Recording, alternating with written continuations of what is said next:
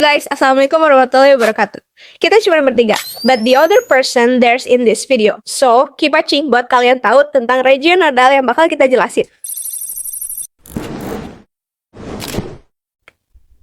Dalam geografi regional, wilayah dapat dibagi menjadi beberapa jenis. Salah satunya adalah regional. Regional adalah wilayah yang terbentuk berdasarkan adanya pusat aktivitas yang memiliki pengaruh terhadap daerah sekitarnya. Wilayah ini tidak hanya terbentuk secara alami, tetapi juga berkembang karena adanya interaksi sosial, ekonomi, transportasi antara pusat dan daerah sekelilingnya. Perbedaan nodal dan uniform. Perbedaan utama antara regional nodal dan region uniform terletak pada cara terbentuknya. Region uniform adalah wilayah yang memiliki karakteristik seragam di seluruh bagiannya, seperti kesamaan iklim, jenis tanah, pola pertanian tertentu.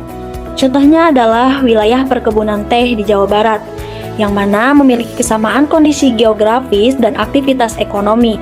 Sementara itu, region nodal terbentuk karena adanya hubungan antara pusat dan wilayah-wilayah di sekitarnya, yang dimana di satu daerah berfungsi sebagai pusat dan daerah lainnya sebagai penunjang.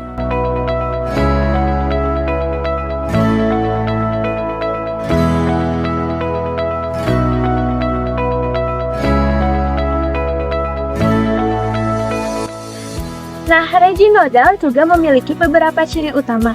Yang pertama ada pusat atau node region, wilayah utama yang menjadi pusat kegiatan ekonomi, sosial, atau politik, biasanya berupa kota besar atau kawasan industri. Yang kedua ada hinterland, yaitu daerah penunjang yang bergantung pada pusat dalam berbagai aspek seperti pekerjaan, perdagangan, dan juga transportasi. Dan yang ketiga ada interaksi antar wilayah, di mana hubungan antara pusat dan hinterland yang berlangsung melalui jaringan transportasi, komunikasi, dan arus barang atau jasa. Nah, dengan adanya tiga elemen ini, regional menjadi wilayah yang dinamis, di mana ada hubungan yang terus-menerus berkembang antara pusat dan daerah sekitarnya. Hai guys, di sini aku bakal ngejelasin 4 struktur yang bikin regional. So, 4 struktur penting itu, yang pertama atau first thing first itu tentang arus barang, arus ide, sama arus manusia. Kenapa sih arus ide, barang, dan manusia? Oke, kalau kita bahas tentang barang, as you know, kalau banyak distribusi yang terjadi, entah itu lokal ataupun internasional, jadi barang akan selalu terus bergerak. Terus kalau menurut arus ide, dari informasi ataupun ide yang bertebaran sekarang kayak dari sosial media, ke platform TV, meskipun ya kalau kita sekarang buka sosial media kebanyakan tentang RUU TNI, tapi itu adalah sebagai contoh arus ide atau arus informasi yang terus tersebar, baik itu lokal maupun internasional. Terus juga arus manusia. Kenapa arus manusia sebagai struktur nodal? Karena pergerakan, entah itu manusia yang bergerak untuk mencari pendidikan, entah itu urbanisasi karena mereka mencari pekerjaan dari desa ke kota, itu termasuk dari arus ide, barang, sama manusia. Terus yang kedua, itu ada node atau pusat dari pertemuan. Kenapa harus ada node? Karena dari nodal region ini, kemana sih pusat yang akan kita distribusikan, kemana sih tempat yang paling efektif atau tempat yang paling utama untuk dijadikan sebagai pusat. Karena ketika, misal, barang itu akan dijadikan pasar sebagai pusat atau titik, sebagai titik pertemuan, karena pedagang sama pembeli akan berinteraksi di sana. Terus juga kalau misalnya dari arus manusia, bandara akan selalu menjadi tempat transit atau tempat datang, bahkan tempat memulai perjalanan. Nah, si bandara itu tuh disebut sebagai node karena manusia akan melakukan semua aktivitas dia di bandara ataupun misalnya di pelabuhan, di stasiun kereta api juga. Terus yang ketiga itu ada wilayah yang meluas. Kenapa disebut wilayah yang meluas? Don't image kalau misalnya wilayah meluas itu sebagai Jakarta yang semakin melebar. No, it's so wrong. Wilayah yang meluas itu kayak misalnya pendistribusi Cikurubuk tuh nggak cuma stuck di Tasikmalaya, tapi kerjasama dengan hinterland lainnya itu bikin wilayah yang meluas. Karena contoh, yang datang ke Cikurubuk itu nggak cuma orang Bandung, nggak cuma orang Tasik, tapi orang Bandung juga masuk ke Cikurubuk. Atau di other side misalnya, kalau misalnya kita ke Bandung, ada Braga, ada Dago. Emang yang datang ke Dago dan Braga itu orang Bandung dong? Enggak. Ada Jakarta, Bekasi, semua datang. Nah itu tuh disebut sebagai perluasan wilayah. Terus yang keempat itu ada jaringan rute.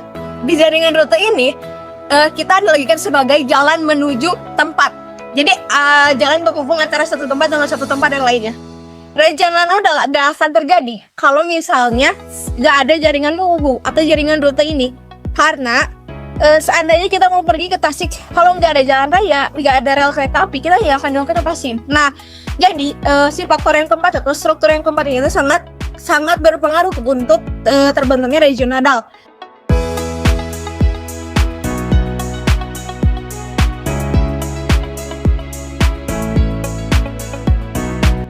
Regional ini tidak terbentuk begitu saja, tetapi dipengaruhi oleh berbagai faktor yang mendorong interaksi antara pusat dan wilayah sekitarnya. Untuk faktor ekonomi, perkembangan industri dan perdagangan ini menjadi pendorong utama terbentuknya regional. Dengan daerah yang banyak perusahaan atau pasar besar, ini akan menarik pekerja dan pedagang dari daerah sekitarnya.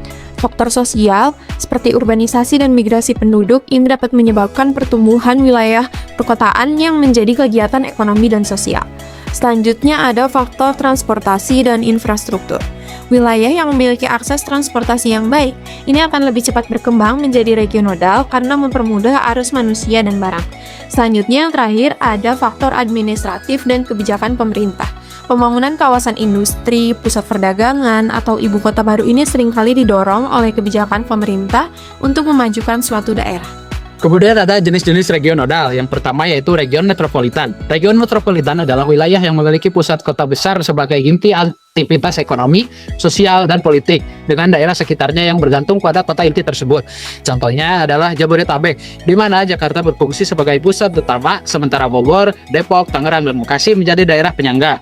Interaksi dalam region ini melibatkan mobilitas penduduk, perdagangan, serta infrastruktur transportasi yang menghubungkan pusat dengan wilayah sekitarnya. Kemudian yang kedua yaitu region ekonomi. Nah, region ekonomi ini terbentuk karena adanya aktivitas ekonomi dominan seperti industri, perdagangan, atau pariwisata yang menarik interaksi dari wilayah sekitarnya. Contohnya adalah kawasan industri Cikarang yang menjadi pusat manufaktur dan menarik tenaga kerja dari berbagai daerah. Selain itu, kawasan ekonomi khusus atau KEK Mandalika di Lombok berkembang sebagai pusat pariwisata yang menarik investasi dan pekerja dari luar daerah. Kemudian yang ketiga terdapat region transportasi. Region ini berkembang karena adanya sistem transportasi yang menghubungkan pusat dengan daerah sekitarnya. Contohnya adalah Bandara Soekarno-Hatta yang menjadi pusat perjalanan udara nasional dan internasional, serta Pelabuhan Tanjung Perak sebagai pusat distribusi barang ke berbagai daerah di Indonesia. Interaksi dalam region ini berfokus pada pergerakan orang dan barang melalui jalur transportasi umum. Yang keempat ada region perdagangan. Region perdagangan memiliki pusat aktivitas ekonomi yang berkaitan dengan distribusi barang dan jasa. Contohnya adalah Pasar Tanah Abang di Jakarta, yang merupakan pusat grosir tekstil terbesar di Asia Tenggara dan mendistribusikan produknya ke berbagai daerah. Selain itu, pusat perbelanjaan besar seperti Mall Grand Indonesia juga menarik konsumen dari luar wilayahnya. Yang kelima, ada region administratif fungsional. Region ini terbentuk berdasarkan cakupan layanan administrasi suatu lembaga atau instansi. Contohnya adalah kantor wilayah pajak yang mengelola pajak untuk beberapa kota atau kabupaten, serta Polda Metro Jaya yang memiliki cakupan wilayah hukum mencakup Jakarta, Depok, Tangerang, dan Bekasi. Yang keenam ada region pendidikan. Wilayah ini berkembang karena adanya institusi pendidikan yang menarik mahasiswa, dosen, dan tenaga pendukung lainnya dari berbagai daerah. Contohnya adalah Universitas Gadjah Mada atau UGM yang berada di Yogyakarta, yang menarik mahasiswa dari seluruh Indonesia dan bahkan dari luar negeri. Interaksi dalam region ini mencakup mobilitas mahasiswa, pengembangan akademik, serta pertumbuhan ekonomi lokal yang didukung oleh keberadaan perguruan tinggi. So, di sini aku bakal ngambil studi kasus atau contoh dari nodal region itu, nggak ngambil dari Cikurubung Kasinoayo lagi atau JB Lanut. Aku bakal geser ke Surabaya.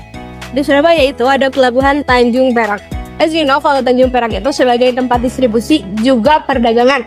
Di Tanjung Perak juga sebagai pusat dari ekspor impor untuk ke negara lain. Nah, kenapa aku ngambil contoh nodal region dari Tanjung Perak ini? Karena as you know, kalau pelabuhan itu adalah node. Dan hinterlandnya itu ada di Gresik, Sidoarjo, sama Pasuruan. Nah, di hinterland itu memenuhi kebutuhannya atau melakukan transaksi atau melakukan arus barang itu dari pelabuhan Tanjung Perak. Nah, kenapa aku ambil ini karena itu bukti nyata adanya interaksi antara node dari Highland yang ada di Gresik dan Sidoarjo. Nah itu tuh berarti menggambarkan kalau misalnya interaksi nodal region terjadi di sana karena adanya node, adanya middle lain juga adanya pergerakan arus barang. So maybe enough from us. Thanks for listening. Last we say, wassalamualaikum warahmatullahi wabarakatuh. Bye bye.